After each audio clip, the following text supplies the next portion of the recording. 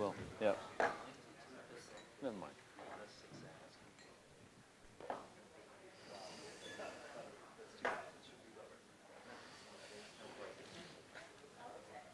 Okay, ladies and gentlemen, we added a couple of ladies to the audience, which is great. Thank you for that. Willem, will you take us to the payment systems area? We've got the 3 interesting guests. Yeah, I will guide you there. Yeah, especially on the Bitcoin part, because I'm completely lost even after seeing 6 videos. Still don't know what it is. So am I. Cool. Thank you. Thank you. Yeah, again, thank you for participating. Thank you, panel member, for coming from, I guess, very far away. Just before we start, because on the program it says moderator, I'm largely facilitating a piece of education here. I don't think this is a typical moderation session. I think there's a number of interesting topics around your businesses, and I think it is good, and as Ingvar, I don't know if he's in the room, said this morning, payments are important for your sales channels. I think some of your products are important for these sales channels. But rather than going into a discussion, I think this is it's a half-an-hour session. It's relatively fast. It's a largely an educational exercise. From left to right, John, Wouter, and Jens. Maybe, John, you can shortly introduce yourself and then pass on to Wouter. Sure. I am on the board of directors of the Bitcoin Foundation, and Bitcoin Foundation is structured similar to the Linux Foundation, which is also open source software.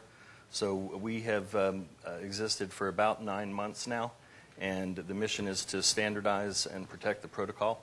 We also arrange for compensation to the open source developers, and we have a grant program for development.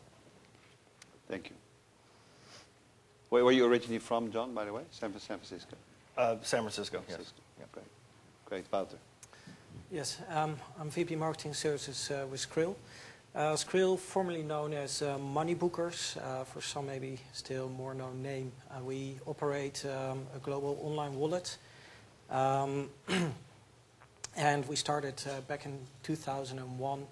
And I guess we're currently one of Europe's largest online wallets. And you can find us with many of the gaming operators that are there. But besides that, our wallet is also used for P2P transactions, for e-commerce transactions, online gaming, etc. Great. Jens, apart from supporting the dinner last night, thank you.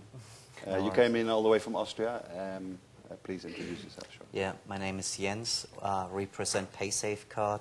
We're being one of the largest e-money issuers in Europe and probably the biggest prepaid scheme worldwide. What we do is very simple. We just take cash physically in the market, convert it, bring it online, and enable those customers to engage in e-commerce, in online entertainment, being able to pay using cash.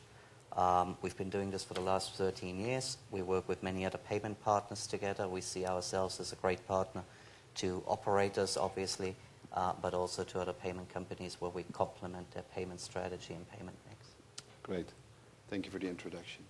I think whereas Wouter and Jens, you've been active in the iGaming industry for quite a while. It is different for you, John.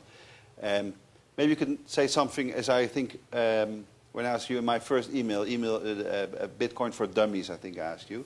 There was a lot of quotes about Bitcoin. I found one yesterday. Bitcoin, long the plaything of the Western uber nerd, I guess that's you, now appears poised to grow substantially in China and other markets, like the Eurozone, where government meddling in native currency valuations have left many distrustful of the money in their bank accounts. Now, there's a lot of great phrases that appear in the press these days. Could you tell us something, so Bitcoin for beginners? Yes. How that potentially can play a role in the iGaming industry generally, and then secondly, a regulated iGaming industry in the Netherlands. Right. It does have a lot of applicability to iGaming. But just back to your, I'm not sure if you were reading a tweet or anything there, but Bitcoin gained a lot of prominence in the news when the word Cyprus became a verb. And it can protect against that because it's actually like an online wallet in the cloud. So to start off with the applicability to iGaming, it's important to understand that Bitcoin is both a payments network and a unit of account. So in comparison to something like PayPal or the two companies that are here with me, they're clearing in national political currencies. So they don't clear in any non-political currencies. So the best way to think of Bitcoin is both as the platform and as the actual unit of account currency. It has a three-letter currency code, which is BTC.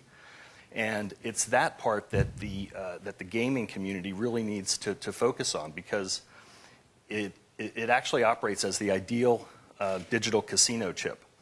And if you look at both of the properties as the payments platform and as the unit of account, you can therefore start to use the payments mechanism as a competitive wedge against your other gaming competitors who aren't necessarily going to be using it. And the reason I say that is because it enhances the gaming experience. It brings it as close as possible to what you would experience in a land-based casino because of the properties. So on the gamer side, you have the immediacy, which you get when you walk up in a land-based casino and purchase chips. You have the same irreversibility, so there's no fraud or chargebacks on the merchant side. And you also have the privacy and the anonymity. So the three properties that you would experience, that you would have in a land-based casino, you would now have in a digital environment. And I'm very, very surprised that a lot more of the online gaming companies have not realized this. I know we're only 4 years old, but